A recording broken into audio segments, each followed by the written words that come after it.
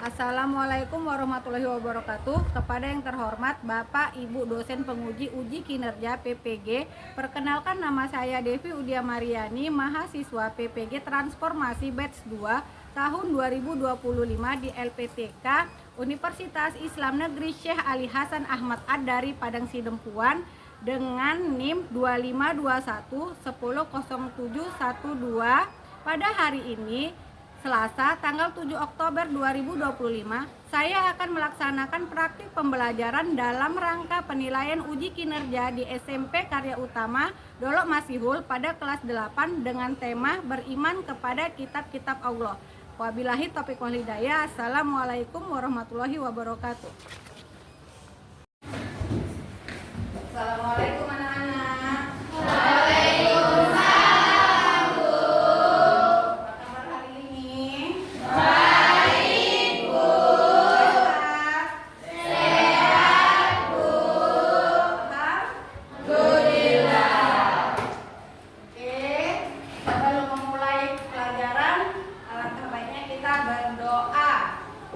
Berdoa yang dipimpin oleh Bang Ali.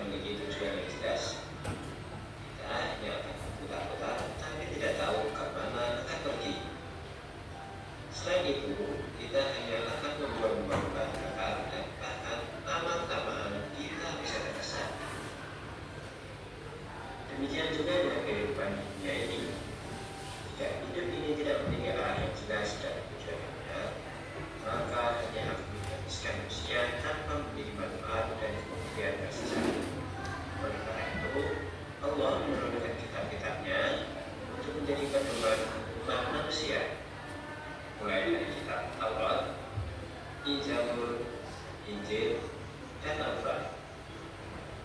Mulai dari kitab Taurat terlebih dahulu. Kitab Taurat diwahyukan kepada Nabi Musa alaihissalam pada abad ke-15 sebelum Masehi atau 1200 tahun sebelum Masehi. Nama Taurat sendiri berarti hukum atau syariat. Pada saat itu Nabi Musa alaihissalam diutus oleh Allah Subhanahu wa Ta'ala untuk berdakwah kepada Bani Israel yang telah dia bebaskan dari cengkraman Fir'aun. Adapun bahasa yang digunakan dalam kitab Taurat ini adalah bahasa Ibrani. Sebagai Muslim, tentu kita wajib mengimani kitab Taurat ini sebagai wahyu dari Allah Subhanahu wa Ta'ala.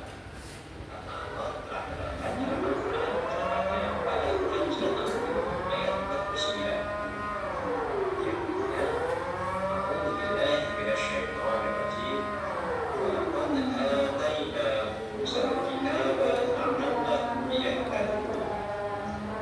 Dan sesungguhnya telah kami berikan Alkitab Taurat kepada Musa, maka mereka Bani Israel mendapat petunjuk.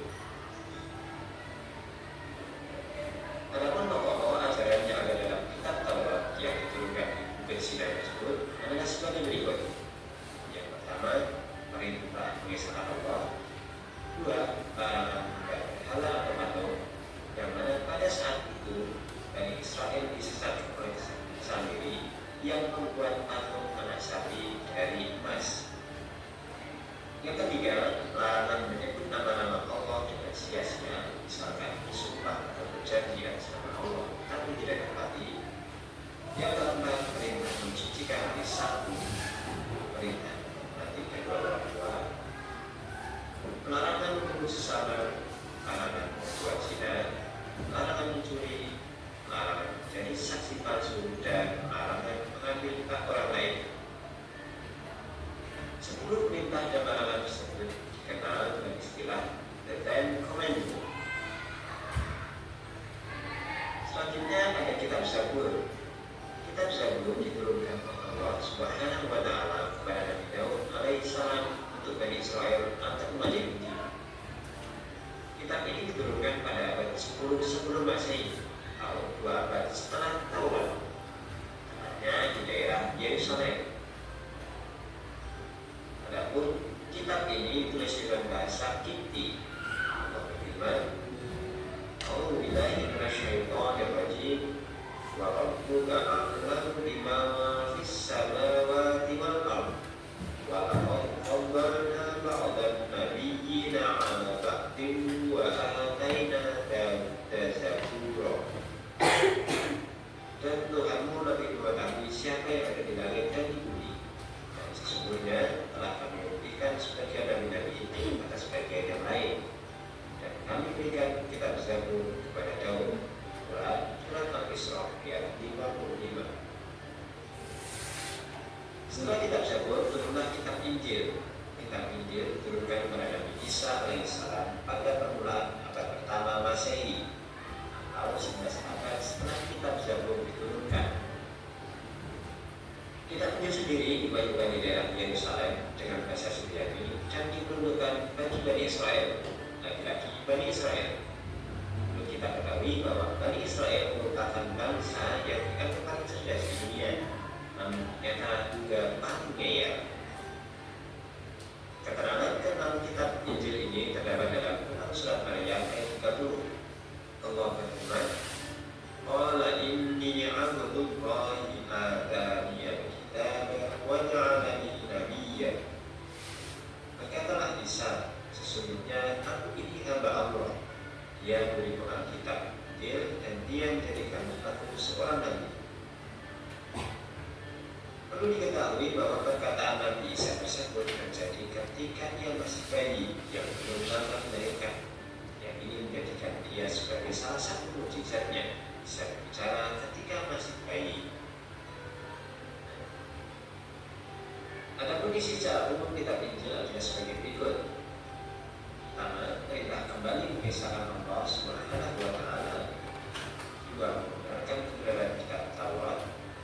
Tiga, menghapus beberapa hukum dalam kitab Taurat yang tidak lagi sesuai dengan perkembangan zaman. yang keempat menjelaskan bahwa Allah akan datang kembali Rasul setelah Nabi Isa alaihissalam, yaitu Nabi Muhammad Shallallahu Alaihi Wasallam. Di samping ada kitab Injil, penjelasan ini juga terdapat dalam kitab Taurat. Kitab yang terakhir adalah kitab Al-Quran. Kitab Al-Quran merupakan kitab yang diberikan Allah Subhanahu Wa Taala kepada Nabi dan Rasul kita yang terakhir, yaitu Nabi Muhammad Shallallahu Alaihi Wasallam. Al-Quran sendiri diturunkan pada abad ke-7 Masehi, yaitu sekitar 611 sampai 632 Masehi. Al-Quran diturunkan sebagai penyempurna dan pengundang bagi kitab-kitab sebelumnya. Allah berfirman, "A'udzu billahi minasyaitonir rajim. Nazzala 'alaikal kitaba bil haqqi musaddiqan lima baina yadayhi wa anzala at-taurata wal injil."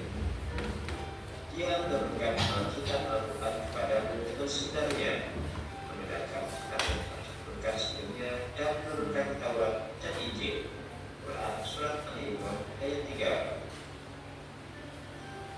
Adapun secara umum, ajaran pokok yang berkandung dalam Al-Quran adalah: pertama, ada akidah atau keyakinan, yaitu hal-hal yang berkaitan dengan keyakinan, seperti mengesahkan Allah dan meyakini malaikat Allah dan lain sebagainya. Yang kedua adalah akhlak atau fikih, yaitu berkaitan dengan penggunaan akhlak mulia dan menghindari akhlak tercela. Yang ketiga ada ibadah, yakni yang berkaitan dengan tata cara beribadah seperti sholat, zakat, dan ibadah yang lainnya. Keempat ada muamalah, yakni berkaitan dengan tata cara berhubungan kepada sesama manusia. Dan yang terakhir ada tarikh atau sejarah, yaitu kisah-kisah orang-orang dan umat terdahulu. Nah, itulah tadi 4 kitab Allah yang diturunkan sebagai petunjuk bagi umat manusia. Namun, selain 4 kitab tersebut, ada satu lagi yang disebut dengan suhuf. Apa itu suhuf? Suhuf yaitu lembaran-lembaran kisah dan berisi wahyu dari Allah Subhanahu Wa Taala. Suhuf memang tidak tertulis secara rinci dan juga tersebar di yang 4 tadi, melainkan suhuf hanya berupa lembaran-lembaran yang isinya memang benar-benar wahyu dari Allah. Hal ini tercantum dalam Quran Surat Al-A'la yang bunyinya, "Inna hadza lafis suhufil ula, suhufi Ibrahim wa Musa." Sesungguhnya ini terdapat dalam kitab-kitab yang dahulu, yaitu kitab-kitab Ibrahim dan Musa. Quran Surat Al-A'la ayat 18 sampai 19. Secara rinci, suhuf yang diterima oleh Nabi Ibrahim sejumlah 10 suhuf dan Musa menerima 10 suhuf. Yang menjadi pertanyaan selanjutnya adalah, bagaimana cara yang benar dalam mengimani kitab-kitab tersebut? Cara yang benar dalam mengimani kitab-kitab tersebut suhuf tadi, yang pertama, kita meyakini dengan secara bukti bahwa kitab-kitab tersebut asalnya dari Allah Subhanahu Wa Taala. Dua, boleh mempelajari kitab-kitab Taurat, Zabur, Injil, namun tidak untuk diamalkan, karena dalam Islam kitab-kitab tersebut sudah tidak berlaku sejak turunnya Al-Quran. Yang ketiga, wajib bagi umat Islam untuk bisa membaca, mempelajari, dan mengamalkan isi dari Al-Quran, karena ini adalah pedoman hidup dan arah tujuan kita di dunia ini. Yang keempat, meyakini bahwa Al-Quran terjaga kemuliaannya hingga akhir zaman atau kiamat. Allah berfirman, "Inna nahnu nazzalna dzikra wa inna lahu lahafizun." Sesungguhnya kamilah yang menurunkan Al-Quran dan sesungguhnya kami benar-benar memeliharanya. Quran Surat Al-Hijr ayat 9. Nah, itulah cara mengimani kitab-kitab Allah yang sudah diturunkan sejak zaman dahulu hingga sekarang. Semoga video kali ini memberikan manfaat untuk kita semua. Sampai jumpa di video berikutnya. Wassalamualaikum warahmatullahi wabarakatuh.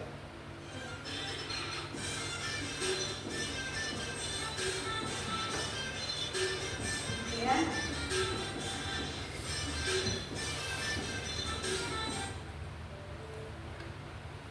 Dari video ini ada yang mau bertanya? Tidak. Oke, Kak Lisa bertanya mengapa Allah menurunkan kitab-kitabnya katanya?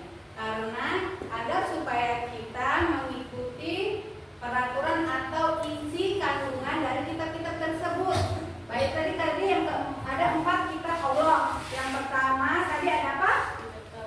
Taurat, Zabur, dan juga Al-Quran. Dan setiap kitab itu tadi Allah menurunkan wahyu atau isi dari kitab tersebut berbeda-beda. Ada yang di kitab apa tadi? Kita harus mengasihi, tidak boleh menyembah berhala. Dari video yang kita tonton tadi kan? Oke, sekarang itu tadi pertanyaan dari Kak Lisa, sudah Ibu jawab. Terus sekarang gantian, setelah kita melihat video tadi, Ibu mau bertanya sama Kak Indah, bagaimana sih caranya kita mengimani kitab-kitab yang ada dan yang diturunkan oleh Allah Subhanahu wa taala kepada para nabi dan juga rasulnya? Tolong jawab Kak Indah. Meyakini dengan sepenuh hati dari kitab-kitab tersebut dari Allah Subhanahu wa taala. Oke, kasih aplaus dulu buat Kak Indah.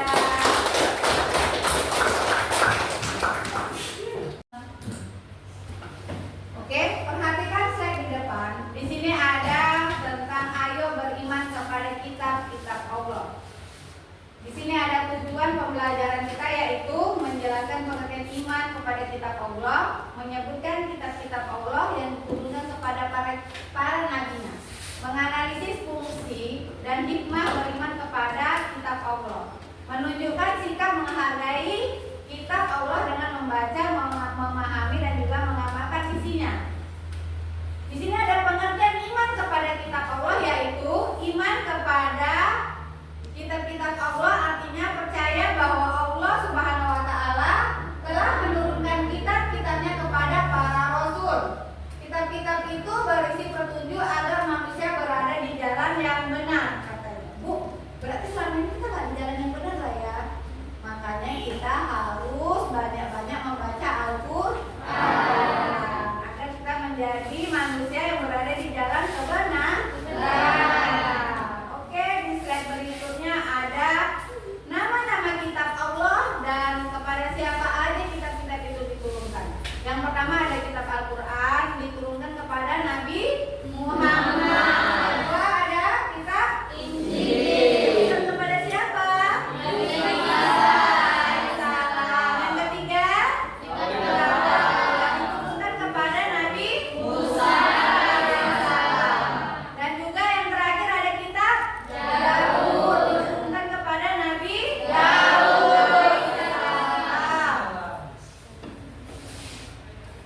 Dalil tentang beriman kepada kitab terdapat di Quran surah Al-Imran ayat 3 yang bunyinya A'udzubillahi minasyaitonirrajim. Bismillahirrahmanirrahim. Nazzala 'alaikal kitaba bil haqqi musaddiqan lima baina yadayhi wa nazzala at-taurata wal injil. Yang artinya dalam bahasa Indonesia artinya dia menurunkan kitab atau Al-Quran kepadamu Muhammad yang mengandung kebenaran, membenarkan kitab-kitab sebelumnya dan menurunkan Taurat dan Injil. Quran surah Al-Imran ayat 3. Di slide berikutnya ada cara beriman kepada kitab Allah. Caranya tadi dengan seperti apa, Nak? Meyakini bahwa semua kitab itu dari Allah Subhanahu wa taala. Berikutnya membaca Al-Quran dengan sungguh-sungguh. Berikutnya memahami isi dan mengamalkan ayat-ayatnya. Dan yang terakhir menjaga dan menghormati kitab suci. Oke, di slide berikutnya ada ciri-ciri beriman kepada kitab Allah, katanya. Ada beberapa ciri-ciri orang yang beriman kepada kitab Allah. Yang pertama membaca Al-Quran. Yang kedua menjalankan isi kandungan.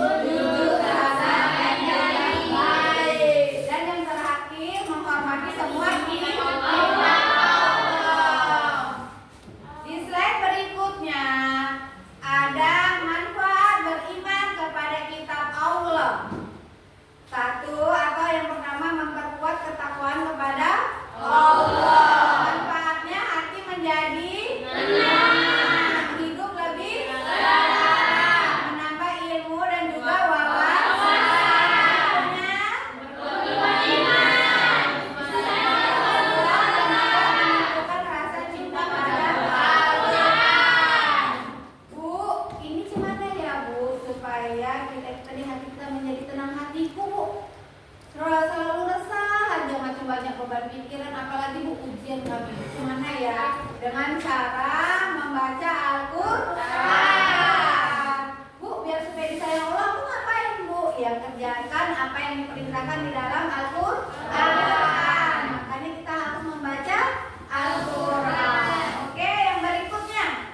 Akibat tadi katanya ada manfaatnya. Sekarang ada akibat atau efek sampingnya seperti obat dia. Akibat tidak beriman kepada kitab Allah. Jika seseorang tidak mengimani kitab Allah, maka dia akan menjadi mudah sesat. Hidupnya tidak punya tujuan. Dianggap orang yang tidak beriman. Artinya sering merasa bisa. Ada yang terakhir ego. Itu kita melihat orang itu kayak mana sih, kita perhatikan saja biasanya. Kalau orang yang rajin beribadah, maka dia akan selalu kalem dong, lemah lembut. Bu itu Bu, tapi dia rajin ibadah memang udah faktornya mungkin. Jangan disamakan yang udah tua sama yang anak muda. Iya. Oke, yang di slide terakhir ada terima kasih. Semoga kita menjadi anak soleh dan soleha yang mencintai kitab Allah. Amin. Sebelum Ibu bagikan LKPD-nya, coba dulu berdiri. Semua pada ngantuk ini.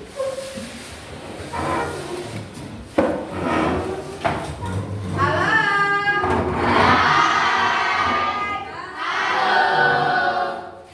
Masih ingat lagu yang tangan ke atas? Masih? Oke. Sama-sama kita nyanyikan 1, 2, 3. Tangan ke atas menggapai bintang.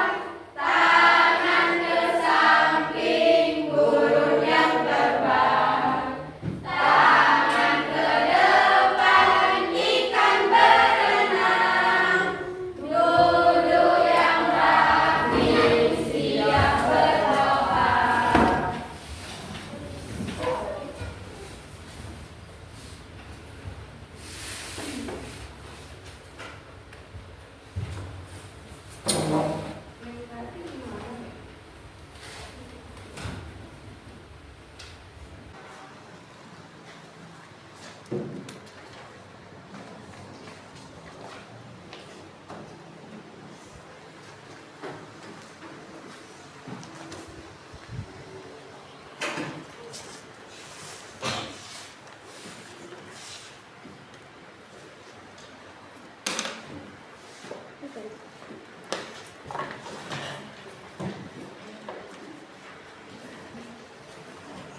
Oke, di situ tadi ada LKPD, udah Ibu bagikan. Udah nerima semua?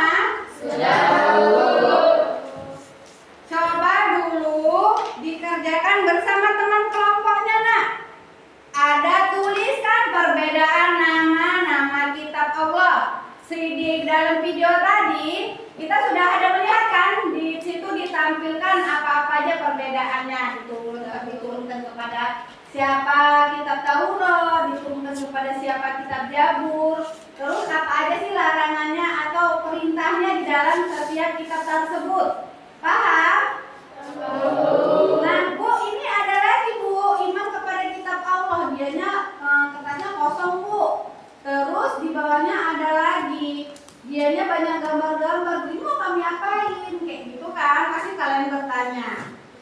Di situ kalian tugasnya menempelkan perintah atau yang diajarkan sama Allah kepada kita yang di dalam Al-Quran atau di dalam beberapa kitab tadi. Digunting lalu ditempel di lembar jawaban yang ada kertas kosongnya. Iman kepada kitab Allah ada? Ada. Oke, sekarang kerjakan kerjaannya bersama dengan teman-temannya.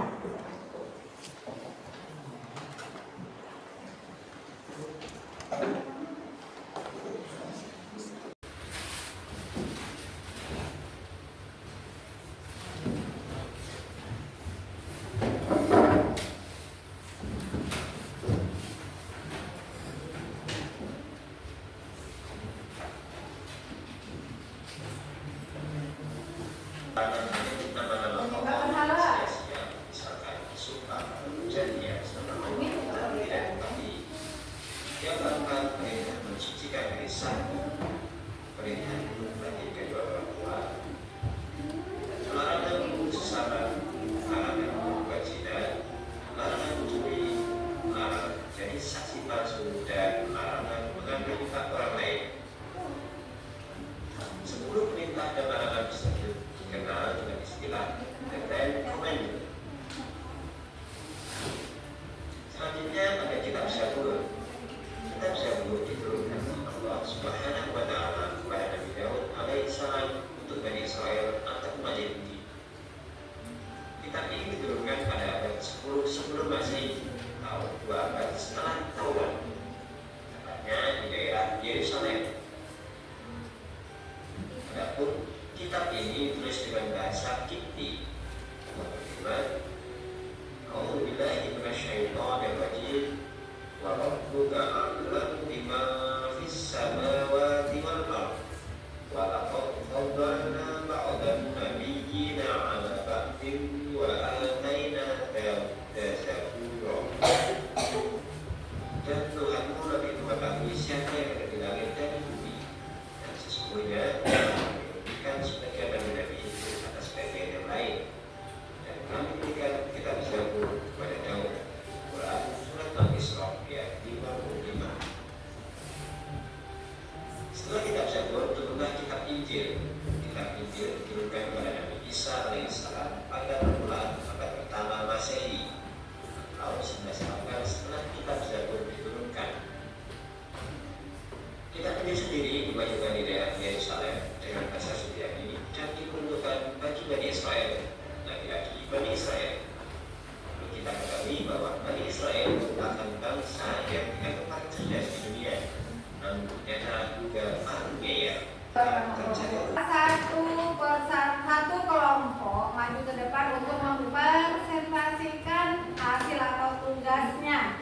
Pertama, kelompok Ar-Rahman dahulu. Silahkan ke depan.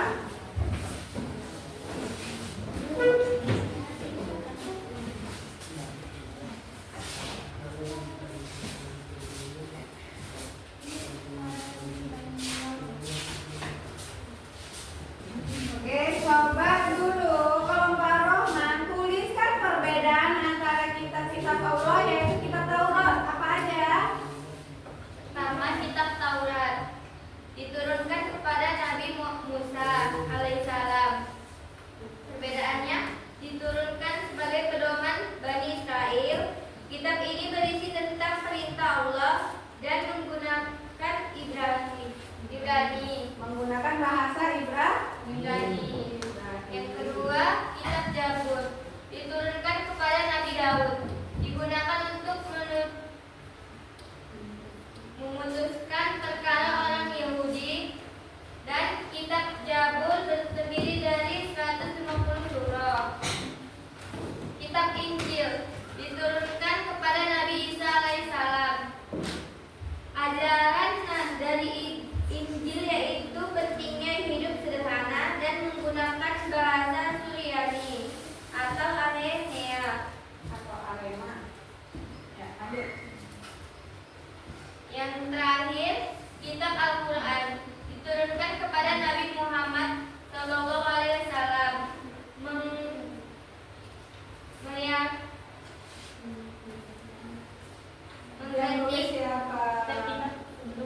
Menggantikan kitab-kitab sebelumnya, dan kitab ini kitab suci terlengkap yang menyempurnakan. Oke. Apa bahasanya? Bahasa Arab. Oke, kasih dulu aplaus buat kelompok Ar-Rahman. Walaupun sedikit mengantuk. Oke, mungkin materi kita sampai sini aja. Kita ambil kesimpulannya tentang iman kepada atau beriman kepada kitab-kitab Allah, yaitu kita harus meyakini apa nih? Kitab-kitab Al-Quran dan juga kitab-kitab yang lainnya diturunkan kepada Rasul terdahulu. Kita harus mengikuti perintah, tapi yang tidak boleh itu mengikuti seperti kitab yang sebelum Al-Quran. Kita boleh,